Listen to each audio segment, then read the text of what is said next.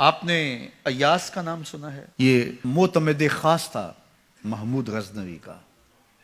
وزیر اس سے حسد کرتے ہوتے تھے کہ اس میں کیا خصوصیت ہے کہ بادشاہ اسی کو اہمیت دیتا ہے. ایک دن بادشاہ نے کوئی تربوز کاٹا، کوئی خربوزہ کاٹا یا کوئی اور ایسی چیز تھی، تو جس کو بھی دیا تو وہ کڑوا تھا، تو اس نے چوہی چکھا تو پھینک دیا، اور پھر بلایا یاس کو اور اس کو کاٹ کے اس کی پھانک دی، تو ایسے لطف سے کھانے لگا کہ جیسے اس سے لذیذ کبھی پھل زندگی میں دیکھا نہ ہو. تو سارے اندر ہنس رہے تھے، ایک دوسرے کو آنکھوں سے اشارہ کر رہے تھے، یہ دیکھو بے وقوف. تو بادشاہ رک گیا اور کہا کہ ایاز، یہ جو فروٹ تم نے کھایا ہے یہ میٹھا تھا یا کڑوا؟ کہا بادشاہ سلامت کڑوا. تو کہا پھر اتنے ذوق سے کیوں کھایا؟ کہا کہ اس ہاتھ سے میں نے میٹھی نعمتیں کھائی ہیں، آج کڑوی ملی ہے تو تھوک دوں؟ کہا ایسا نہیں ہو سکتا. تو میاں کڑوا ہو تو وہ بھی قبول کیا جائے، نفس پہ شاک ہو. کڑوی وہ چیز ہوتی ہے جو نفس پہ شاک ہوتی ہے، نفس کرنا نہیں چاہتا، لیکن اس کے باوجود تمہارا دل کہے نہیں یہ مالک کی طرف سے ہے. سخت سردی ہے، گرمی کی شدت ہے، پانی ٹھنڈا ہے اور موسم سرد ہے، پانی گرم ہے اور موسم بھی گرم ہے، رات کا پچھلا پہر ہے، تھکے ہوئے ہیں، لیکن آپ اس کے باوجود بھی اپنے رب کے حکم کو بجا لاتے ہیں. نفس پہ شاک ہے لیکن سینے میں ٹھنڈ ہی نہیں پڑتی جب اس کے حضور سجدہ ریزی نہیں کر لیتے. تو اس کے حکموں کو بجا لانا اور اپنے نفس کو پیچھے کر دینا اور اپنی خواہشات کے گلے پہ چھری پھیر دینا اور مالک کی رضا میں اپنے آپ کو گم کر دینا، یہی زندگی ہے اور یہی بندگی ہے.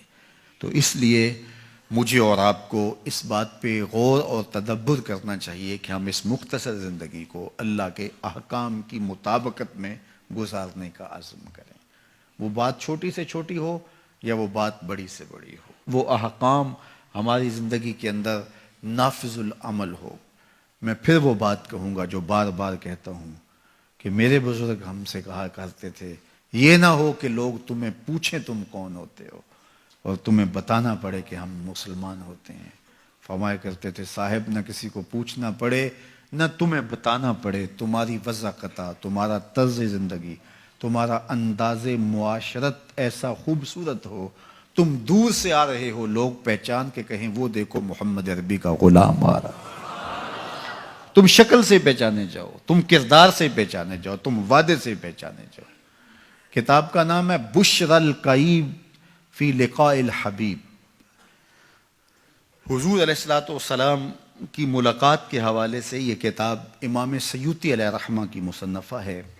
اس میں ایک واقعہ انہوں نے لکھا کہ ایک شخص قبر میں اترا اور نکیرین آئے اور انہوں نے سوال و جواب کا سلسلہ کیا، من ربوں کا، ما دینوں کا.